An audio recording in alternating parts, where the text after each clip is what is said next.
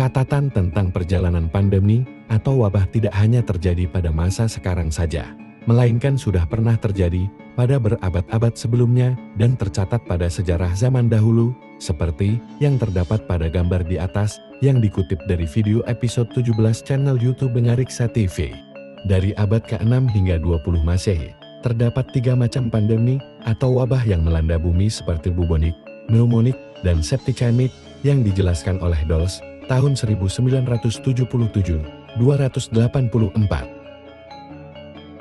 Pemaknaan tentang wabah merupakan azab bagi orang-orang yang bermaksiat atau berdosa itu sangatlah tidak sesuai, karena banyak juga dari kalangan orang-orang saleh seperti para ulama dan orang-orang terpilih yang turut menjadi korban.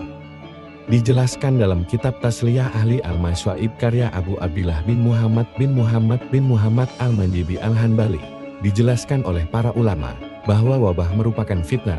Fitnah mempunyai arti lain, yaitu al-imtihan atau ujian.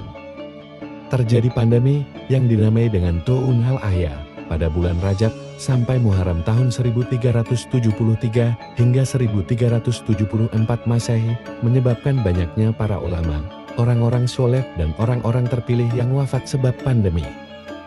Terdapat sumber berupa manuskrip berjudul Ar-Risalah Al-Mughniyah fi As-Sukuti Walusumi Al-Buyut karya Al-Hasan bin Ahmad bin Abillah bin Al-Banna yang menjelaskan perintah anjuran untuk diam dan tinggal di rumah ketika terjadi pandemi untuk mencari keselamatan.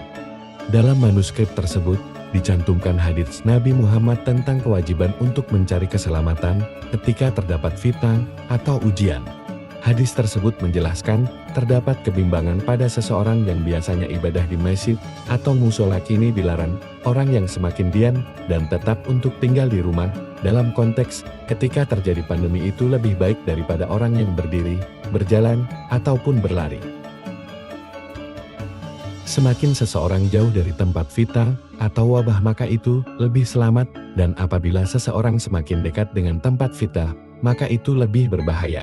Jadi tetaplah tinggal di rumah saja, supaya lebih selamat, mengurangi, atau menghindari berkumpul dan interaksi langsung ketika terjadi pandemi.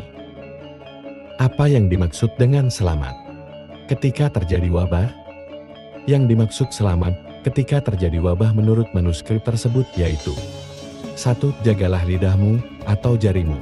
Maksudnya masa pandemi bukan waktunya membuat kegaduhan berupa hoaks, dengan arti lain lebih bijaklah ketika bermain sosial media di masa pandemi. Kedua, menjadikan rumah sebagai tempat yang tentram dan lapang ketika pandemi demi kebaikan bersama. Selain diam di rumah, bisa saja untuk keluar, tetapi dengan tujuan untuk kebaikan seperti menolong dengan memberikan makanan ketika menjelang buka puasa. Maka caranya dengan memakai masker dan jaga jarak, menolong pasien yang terdampak wabah bagi para tenaga medis itu wajib. Ketiga, menyesali, merasa bersalah, dan menangisi wabah yang terjadi karena kesalahan-kesalahan kita. Beberapa tips psikologi dari Ibnu Hatimah ketika terjadi pandemi. 1. Merasa bahagia. Jangan putus asa, optimis, dan santai. Kedua, memperbanyak membaca Al-Quran di bulan Ramadan. Ketiga, membaca buku humor, sejarah, percintaan. Keempat, jangan sampai membicarakan yang membuat suasana menjadi sedih.